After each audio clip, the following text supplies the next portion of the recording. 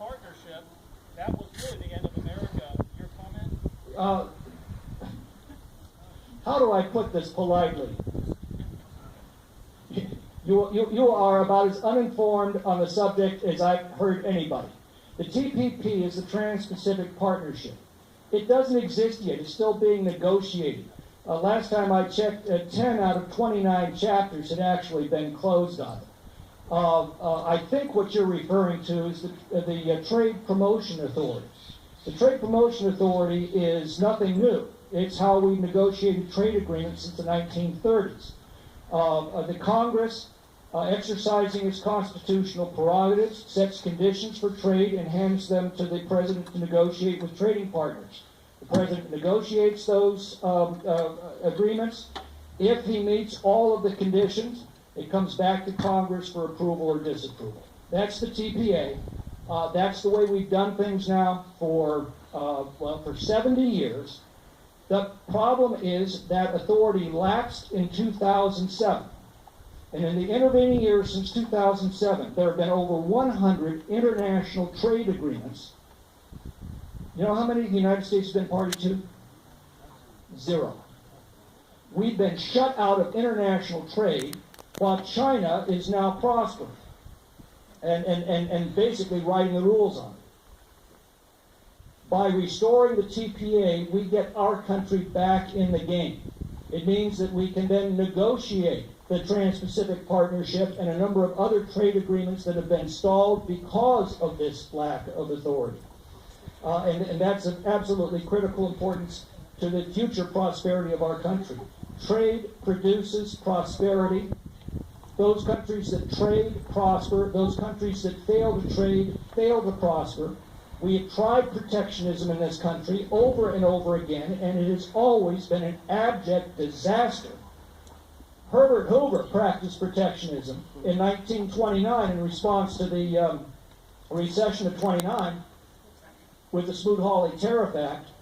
That is what turned the recession of 29 into the Depression of the 1930s. Thomas Jefferson tried the same thing in his second administration, and it caused one of the worst recessions in the history of this country. Trade is absolutely vital to our nation. We have been shut out of it. Why do we do it this way?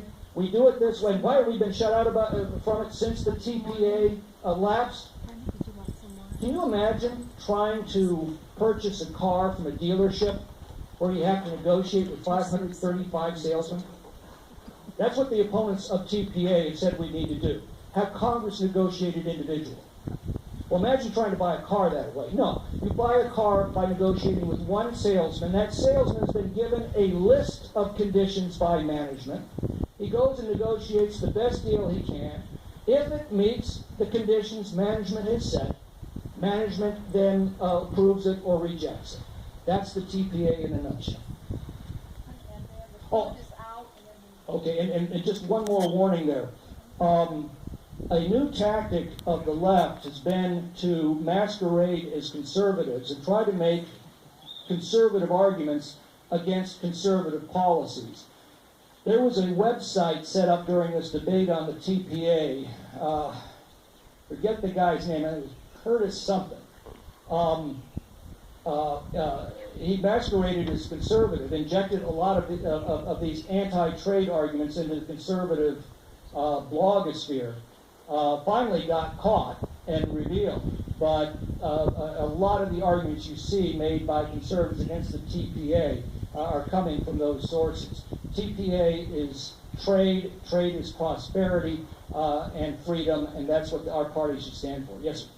Just quickly, can you speak to what the Republican conservative wing of the country is doing to counteract all of the propaganda that we get daily from the left? Well, how do you counteract the propaganda we get daily from the left? I see you're wearing State of Jefferson T-shirt. I think it was Jefferson who said that error of opinion may be tolerated where reason is free to combat it. The way we combat the left is we get out there into that same debate, and the nice thing is our arguments prevail. The problem is we don't make those arguments enough out there in that daily debate that I was talking about earlier. So So how do we overcome that propaganda? Every one of us has to overcome it every day.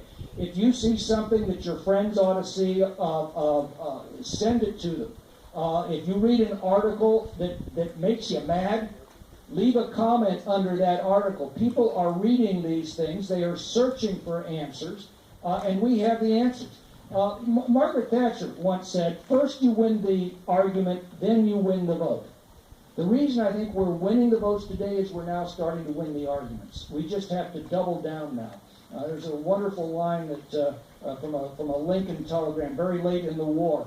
Sherman telegrams Lincoln this quick message. He says, Grant believes that Lee's forces will break if we press this thing now.